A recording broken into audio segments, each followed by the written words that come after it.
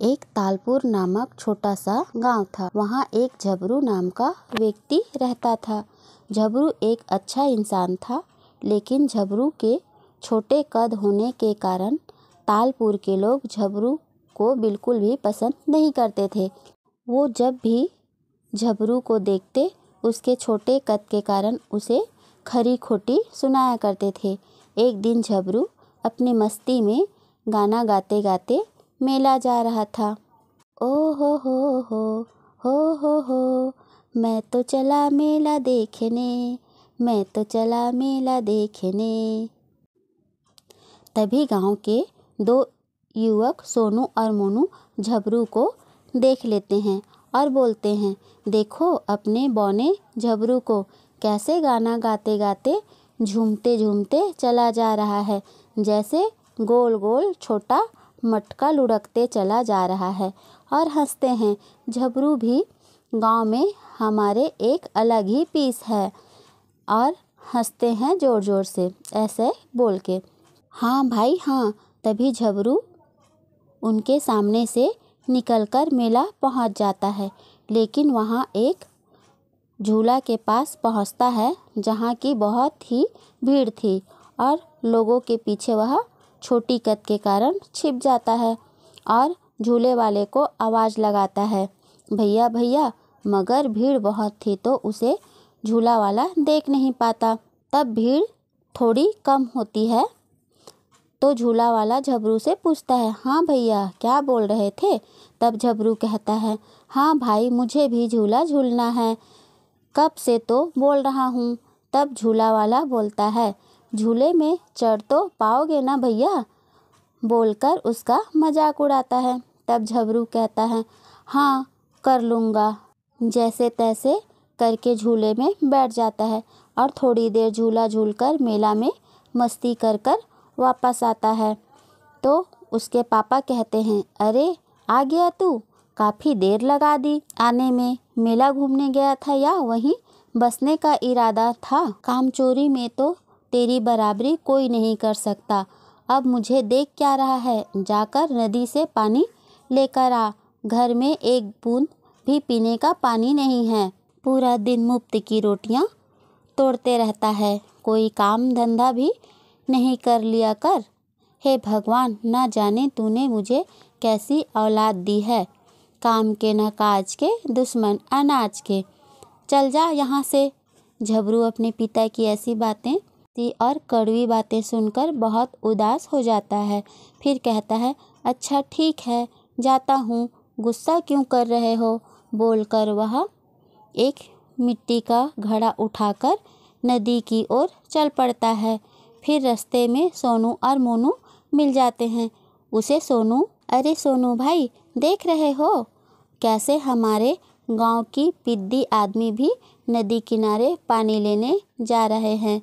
हाँ भाई हाँ, पर समझ में नहीं आ रहा है कि आदमी कौन सा है और मटका कौन सा है, बोलकर जोर जोर से हंसने लगते हैं और कहते हैं, भैया बौना होने की भी कई फ़ायदे हैं, छोटे से छोटा चीज़ भी उसी के बराबर दिखने लगता है। तब झबरू बोलता है, ये क्या बात कर रहे हो बे, ये क्या बकवास कर रहे हो, मेरा कद ही छोटा है। हाँ वरना मैं किसी से कम नहीं हूँ। हाँ मैं वो हर काम कर सकता हूँ जो तुम दोनों कर सकते हो, मुझे कम मत समझना तुम दोनों, बता रहा हूँ। तो सोनू और मोनू बोलते हैं, हाँ हाँ झबरू भाई, हम कहाँ तुम्हें कम समझ रहे हैं। हाँ हाँ, आखिर तुम तो हो ही हम सब से अलग, बौने जो ठहरे भैया, ना तो चलते दिखते हो ना ही बैठते दिखते हो, तो भैया हुए ना हम सब से अलग। कहकर फिर से सोनू और मोनू जोर जोर से हंसने लगते हैं। फिर झबरू वहाँ से बड़ी उदासी के साथ चुपचाप चला जाता है। कुछ दूर चलने पर झबरू नदी किनारे पहुँच जाता है और रोने लगता है और कहता है, इस गांव में जिसे देखो वही मेरा मजाक उड़ाने लगता है। अब मेरा छोटा कद है तो इसमें मेरी क्या गलती है भैया, बाबा भी मुझे नहीं समझते, दिन रात मुझे ताने ही कसते रहते हैं। अब बस बहुत हुआ, अब मुझे बर्दाश्त नहीं होता और ऐसी ज़िंदगी नहीं जी सकता जहाँ कदम कदम पर मेरा मजाक उड़ाया जाता है। मैं इस नदी में डूबकर अपनी जान दे दूँगा। झबरू जैसे ही नदी में कूदने के लिए पैर आगे करता है, अचानक से एक बहुत ही सुंदर मछली उसके सामने आ जाती है नदी में से और कहती है, रुको झबरू, ये क्या कर रहे हो? तुम्हें अपनी ज़िंदगी ख़त्म नहीं करनी चाहिए। झबरू आवाज़ सुनकर थोड़ा हैरान होकर देखता है। हे भाई मछली, क्या तुमने बात की? क्या तुम बोल सकते हो? मैंने तो कभी नहीं सुना था कि मछली भी बोलती है। तुम मुझे कुछ करोगे तो नहीं? चलो हटो हटो, दूर हटो। तब मछली बोलती है, नहीं नहीं झबरू, तुम्हें मुझसे डरने की ज़रूरत नहीं है। मैं कोई साधारण मछली नहीं हूँ, मैं एक मायावी मछली हूँ। मैंने तुम्हारी सारी बात सुन ली। तुम एक अच्छे इंसान हो, लेकिन तुम्हारा कद छोटा होने के कारण तुम परेशान हो, इसलिए तुम इस नदी में अपनी जान देना चाह रहे हो, लेकिन मैं ऐसा नहीं होने दूंगा। एक नेक इंसान को मरने नहीं दूंगा, इसलिए मैं तुम्हारे सामने तुम्हें रोकने आ गया। तुम सच में एक मायावी मछली हो? झबरू कहता है, यकीन भी नहीं हो रहा है भाई। मैं गांव वालों की सबकी बातें सुन सुनकर थक गया हूँ भाई, इसलिए मैं ज़िंदा नहीं रहना चाहता। मैं ज़िंदा ही नहीं रहूँगा तो कोई मेरे बारे में बात भी नहीं करेगा। तब मछली कहती है, नहीं नहीं भाई, तुम्हारे इस परेशानी का एक इलाज है मेरे भाई। कैसा इलाज मेरे भाई? तभी मछली अपने मायावी शक्ति से एक चमकता हुआ जूता झबरू के सामने रख देता है। ये जूता क्या सहायता करेगी मछली भाई? नहीं नहीं झबरू, ये कोई मामूली जूता नहीं है, ये जादुई जूता है। तुम जब भी इस जूते को पहनोगे तो तुम्हारा कद इन सब गांव वालों से बड़ा हो जाएगा। तब ये गांव वाले तुम्हें साधारण व्यक्ति नहीं समझेंगे। जब तुम ये जादुई जूता पहनोगे तो ये जूता अपना जादू दिखाएगी।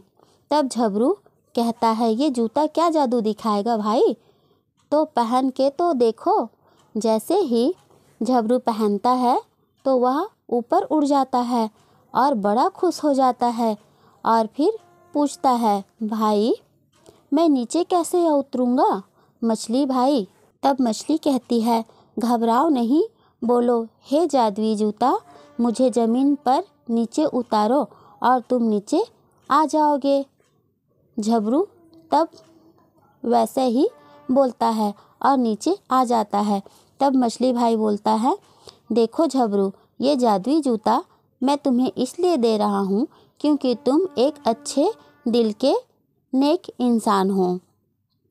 लेकिन याद रखना, इसे लगेगा कि तुम इसका उपयोग अपने स्वार्थ के लिए करोगे तो ये अपना जादू नहीं दिखाएगी और मेरे पास आ जाएगी। झबरू कहता है, हाँ हाँ भाई, मैं ध्यान रखूँगा, और वहाँ से घर की ओर चल पड़ता है।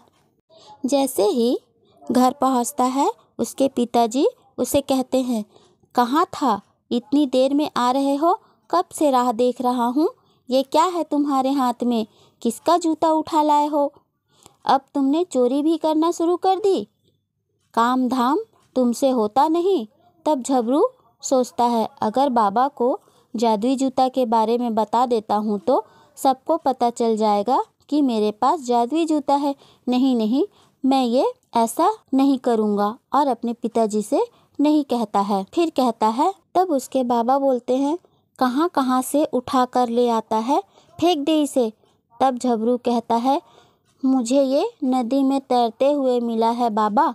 हाँ, फेंक दूंगा, कहकर वहाँ से चला जाता है। फिर कहता है, मुझे नींद आ रहा है, मैं जा रहा हूँ सोने। ऐसा बोलकर सोने चला जाता है और जूता को अलमारी में छुपा देता है। अगले सुबह झबरू अपने गांव की बाजार की तरफ निकलता है। इस बार हाथ में सब्जी का थैला होता है। तभी उसे रास्ते में फिर से सोनू और मोनू मिल जाते हैं। अरे भाई, देखो देखो, आ गए हमारे बौने महाराज, कैसे कूद कूद कर आ रहा है। फिर से ये किसी को नहीं दिखेगा, भीड़ में छुप जाएगा। फिर दोनों फिर से हंसने लगते हैं। फिर झबरू कहता है, आज भी बाजार में बहुत भीड़ है, मैं फिर किसी को नहीं दिख पाऊंगा, मुझे जादुई जूता का इस्तेमाल करना ही पड़ेगा। तभी झबरू अपने थैले से जादू जूता निकालकर पहन लेता है। जैसे ही जूता पहनता है वो सबसे ऊपर दिखने लगता है। सोनू मोनू उसे देखकर कहते हैं, ये क्या हो रहा है झबरू, कैसे ऊपर जा रहा है, सबसे ऊपर हो गया और सबको दिखने लगा है, ये अचानक से क्या हो रहा है। मोनू कहता है, भाई सोनू, तुम्हें भी दिख रहा है क्या जो मुझे दिख रहा है। झबरू कैसे आसमान में उड़ रहा है, मेरी तो कुछ समझ में ही नहीं आ रहा। झबरू कैसे उड़ रहा है, मुझे तो चक्कर आ रहा है। हे भगवान, ये क्या हो रहा है। जब झबरू कहता है, क्यों सब्जी वाले भैया, मैं दिख रहा हूँ ना, बोलो बोलो, लेकिन तुमने बताया नहीं कि तुम्हारे पास अद्भुत शक्ति है कि हवा में भी उड़ सकते हो। फिर सब उसे देखने लगते हैं और कहते हैं, क्या अद्भुत शक्ति, झबरू की जय हो, झबरू की जय हो, कहने लगते हैं। लोगों से ये सब सुनकर झबरू बहुत खुश हो जाता है और कहता है, हाँ हाँ हाँ हरिया भाई, ये अद्भुत शक्ति तो मुझ में बचपन से है, बस कभी दिखाई नहीं थी, सोचा आज दिखा ही देता हूँ। और झबरू की उड़ने वाली बात पूरे गांव में फैल जाती है और अब पूरे गांव में चारों तरफ झबरू की ही बातें होने लगती है। झबरू घर आता है तब उसके बाबा बोलते हैं, बेटा, ये मैं क्या सुन रहा हूँ, क्या तुम में सचमुच अद्भुत शक्तियाँ हैं। पूरे गांव में तेरी ही बातें हो रही है, क्या ये सब सच है, तू उड़ सकता है। तब बाबा पूछते हैं, ये सब कैसे हुआ। फिर झबरू अपने बाबा को सच बताने ही वाला था, फिर सोचता है, अगर मैंने बाबा को सब बता दिया कि जादू जूता में है, ये बात सबको पता चल जाएगी और सब जान जाएंगे कि मुझ में कोई अद्भुत शक्ति नहीं है, ये तो इस जूते का कमाल है। वह फिर नहीं बताता और कहता है, नहीं नहीं बाबा, मुझे भी अभी पता चला है कि मैं उड़ सकता हूँ, मैं कोई मामूली इंसान नहीं हूँ, मुझ में भी अद्भुत शक्तियाँ हैं। तब बाबा बोलते हैं, हे भगवान, तुमने मुझे ऐसा बेटा दिया, तेरा बहुत बहुत धन्यवाद। फिर झबरू बाबा की ऐसी बातें सुनकर बहुत खुश हो जाता है। उसके बाद उसका बूढ़ा बाबा वहाँ से चला जाता है। अब गांव में झबरू जहाँ भी जाता, गांव वाले उसकी बड़ी इज्जत देने लगे थे। अरे सोनू, देखो देखो, झबरू जी आ रहे हैं, इनमें तो अद्भुत शक्तियाँ हैं भैया। हाँ, ये तो हमारे गांव के लिए खुशी की बात है भैया। तब झबरू सब सुनकर बड़ा ही खुश होता है और कहता है, हाँ, अब ये दोनों मुझे हमेशा खरी खोटी सुनाते थे, आज मेरे बारे में अच्छी अच्छी बातें कर रहे हैं। अरे वाह भाई वाह, अब तो मज़े ही मज़े हैं। अब किसी की हिम्मत नहीं है कि अब कोई मुझे कुछ भी बोल सके। आखिर मैं इस तालपुर में सबसे शक्तिशाली जो हूँ। भैया वाह भाई वाह, अब तो मेरे मज़े ही मज़े हैं। पर मैं इसे ऐसे ही नहीं जाने दूंगा। सोनू और मोनू ने मेरा बहुत मजाक बनाया है, इन्हें मैं सबक सिखा कर रहूँगा। अब झबरू को अपने आप पर घमंड हो गया था और अब किसी से सीधे मुंह बात भी नहीं करता था। अपने आप को समझने लगा था कि पूरा तालपुर में वही एक शक्तिशाली है। रात को झबरू पहले सोनू के घर जाता है, जहाँ सोनू आराम से सो रहा था। तभी झबरू सोनू को एक जोरदार थप्पड़ मारता है और झबरू आसमान में उड़ने लगता है। कौन है भाई, किसने इतने जोरदार थप्पड़ मारा? भाई कौन है? क्या ये मेरा सपना है? भला मुझे कौन मारेगा। और सोनू फिर से सो जाता है। तभी झबरू फिर से सोनू को मुंह में मारता है। सोनू उठकर चिल्लाने लगता है, कौन है भाई, कौन है, कौन मार रहा है, ऐसा बोलकर रोने लगता है। ये सिलसिला कुछ देर तक चलता है। फिर झबरू मोनू के घर की ओर चल पड़ता है। मोनू भी आराम से सो रहा था। झबरू के हाथ में एक कैंची थी और झबरू मोनू के सारे बाल काट देता है। अब आएगा ना मज़ा बोलकर, तूने तो मेरा बड़ा मजाक उड़ाया था मोनू, अब देखना तेरा कैसा मजाक बनता है। अगली सुबह सोनू मोनू के घर आता है तो देखता है, अरे मोनू तेरा ये हाल कैसे हो गया। मोनू कहता है, मुझे नहीं पता सोनू, सुबह जब मैं उठा तो अपने आप को ऐसे पाया। अरे सोनू भाई, ये क्या हो गया, ना जाने ये सब किसने किया। अब मैं गांव वालों को क्या मुंह दिखाऊंगा, मतलब क्या सर दिखाऊंगा, पता नहीं ये सब क्या हो रहा है। भाई मोनू, कल रात मेरे घर में भी कोई मुझे सोते हुए थप्पड़ मार रहा था, यही बताने तो मैं तुम्हारे पास आया था, लेकिन आपका तो मुझसे भी बुरा हाल है भाई। ये सब क्या हो रहा है भाई, मेरी तो कुछ समझ नहीं आ रहा। एक दिन झबरू नदी के तट पर जाता है और वहाँ लड़कियाँ पानी भर रही थी तो बोलता है, ओ ब्यूटीफुल लड़कियों, I am super powerful man झबरू। फिर सब लड़कियाँ हंसने लगती है। उनमें से एक लड़की बोलती है, झबरू अंकल, आज तो फर्राटेदार इंग्लिश बोल रहे हो, लेकिन हो तो बौने ही ना। फिर झबरू ये सब सुनकर गुस्से से लाल हो जाता है। ए अंकल किसको बोल रहे थे बे, अंकल किसको बोल रहे हो, अंकल दिखता हूँ क्या, एक एक करके देख लूँगा सबको बोलकर उड़ता हुआ थोड़ी दूर झाड़ियों में छुप जाता है। जब लड़कियाँ अपने घड़े लेकर वहाँ से निकलती हैं तब झबरू गुलेल से उनके घड़े फोड़ देता है। अब आया मज़ा, झबरू से पंगे लेगी और एक एक करके सबके घड़े फोड़ देता है और उड़ता हुआ वहाँ से चला जाता है। अगले दिन गांव के कुछ लोग झबरू से मिलने उसके घर आते हैं। अरे झबरू भाई, हम आपसे मिलने आए हैं। आखिर आप जैसे शक्तिशाली इंसान पूरे गांव में कोई नहीं है, तो हम लोग चाहते हैं कि गांव की मुखिया आप ही को बना दिया जाए भैया।